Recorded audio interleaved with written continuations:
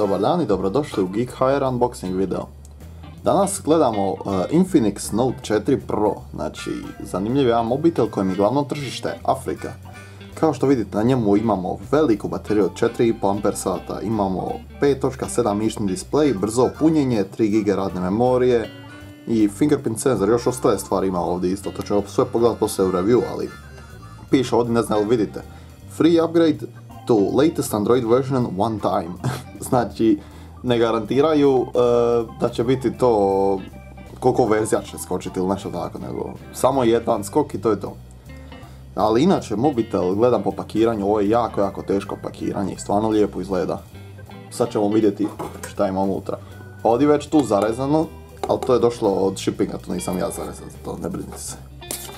Sad ćemo to lagano ovako, evo.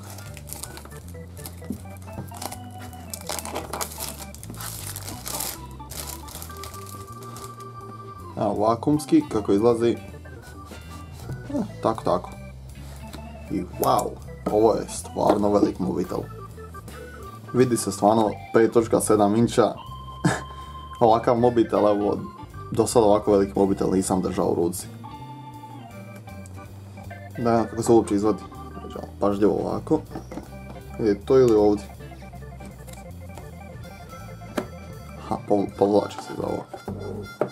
Imamo 3 ovdje, 3 mala konektora, točno poslije se znati da što je to. Naljepnica ti kaže SD, ovdje je SIM. Two-tone flash. Ovo je lijepo. Power button je teksturiran, to je stvarno lijepo. Tako da se lakše raspozna ovako. Sviđa mi se, idemo vidjeti dalje što ima, samo sad ću njega staviti ovdje. Ne, ovdje je prazno. Od ispod ovdje ima nešto tu, sad ne znam da se to treba rezati ili ne. Čini da su to ovako lijepi.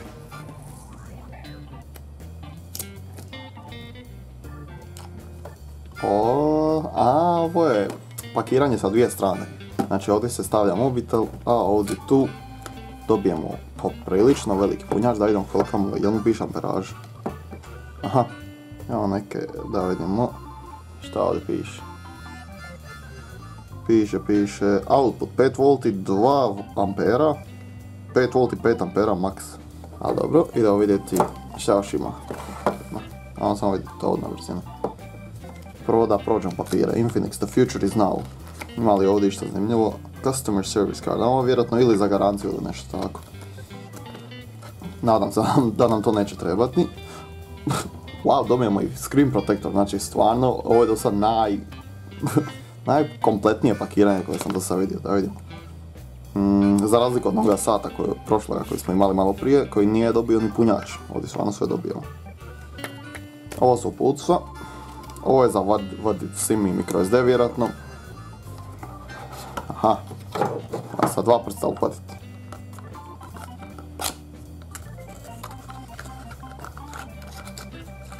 Slušalice.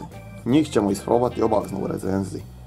Jer po izgledu izgledao zanimljivo. Sviđa mi se ovaj aluminij ili metal ovdje. Lijepo pod prstom osjeća i lijepo reflektivno izgleda, ovako sada vidite. I slušalice same po sebi izgledaju skroz ok, ali svi znamo kod slušalica to se treba po zvuku čuti, a ne po izgledu. Isto dobijemo vrlo debeli kabel koji izgleda kao da treba 220V kroz njega. I da, to je više manje to, da vidimo jesu nam još neki iznenađenja stavili unutra.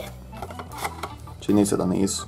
Ali dobro, evo kažem, znači za sad mobitel kako stoji u ruci, kako se osjeća, ja sam stvarno iznenađen, ugodno. Saznaćemo stvarno sve o njemu u recenziji koja će uskoro doći. A za sad to bi bilo to.